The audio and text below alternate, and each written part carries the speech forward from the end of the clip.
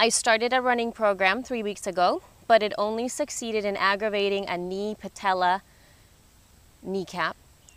My running days are over as I'm in extreme pain. What, if any, are the benefits of yoga on knees and joints as well as weight loss? So let's talk first about the knees and the joints. So what yoga can offer to your knees or joints through the body is that it starts to allow them to become stable, or it continues to keep your joints and ligaments stable by incorporating the muscles around them as much as possible, particularly your knee.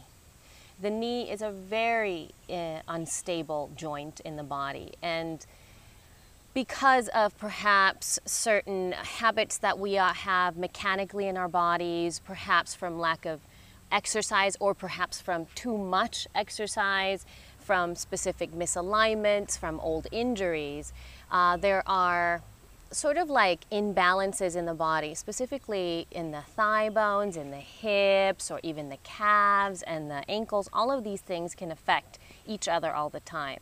Now, what yoga does is that when you start to properly practice it and you apply, well, at least for me, because I'm an Anusara teacher, when you apply the Anusara principles of alignment to really optimally move into the way that your body works, the physiology of your body works, the biomechanics of your body works, then you do start to create the room for that place to become even more steady and heal, and it starts to heal a little better.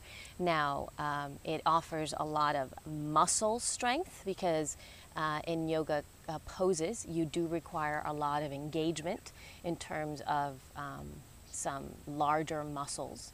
And I'm talking about a strong physical, not even a strong, well, yeah, a lot of the poses are strong, especially standing poses, meaning that they will make you sweat, or at minimum have to work very hard to keep the alignment within each posture.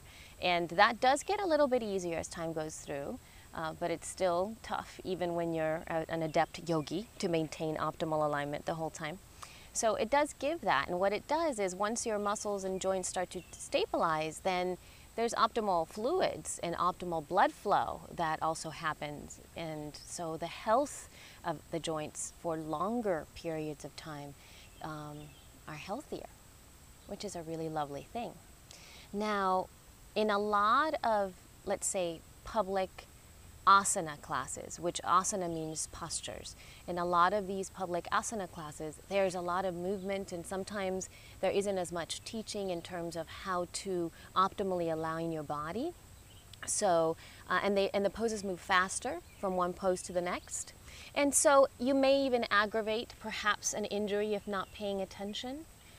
So I would suggest, if you are working with perhaps a prior injury, to focus on classes that are smaller, slower, and strong.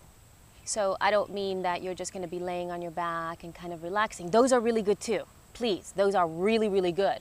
But in terms of strengthening optimally your muscles around every one of your joints, you do need to work at it. So, but I would concentrate on classes that are very focused on alignment so that you can really understand the way that your body works. Now, addressing the second question in terms of weight loss. I think that we know that in order to lose weight, you have to consume a certain amount of calories, and you've got to, how do you say the word? You have to burn. You have to burn more calories than you consume.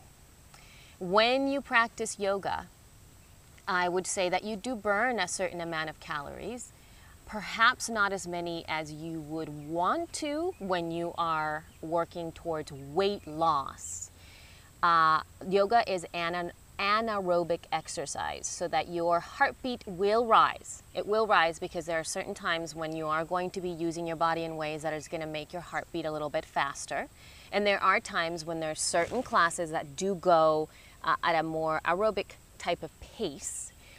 But I would say the majority of classes don't do that. So they help to tone your body. They do massage your heart. They give you more strength within your heart. They allow your breath to be optimal so that you're able to then digest your food better. There's more blood flow through your arms in a better way. So ultimately, you're getting better. You're actually becoming more fit as a whole. Another thing that yoga does is that it gives you the opportunity to be with yourself. It gives you the opportunity to really pay attention to the little things. And whenever we do things like that, we tend to make different choices. We also tend to make better choices. So let's say you've been having a hard time giving up perhaps having pizza every day. When you start to do a yoga practice consistently, you may be able to do it because your body is telling you one thing and your heart is aligning with it, and all of a sudden you're going to go, I don't really think I need to have pizza every day. Maybe just on Fridays. So little by little, yoga does help you attune to yourself more so that you take care of yourself in better ways and make better choices. How's that?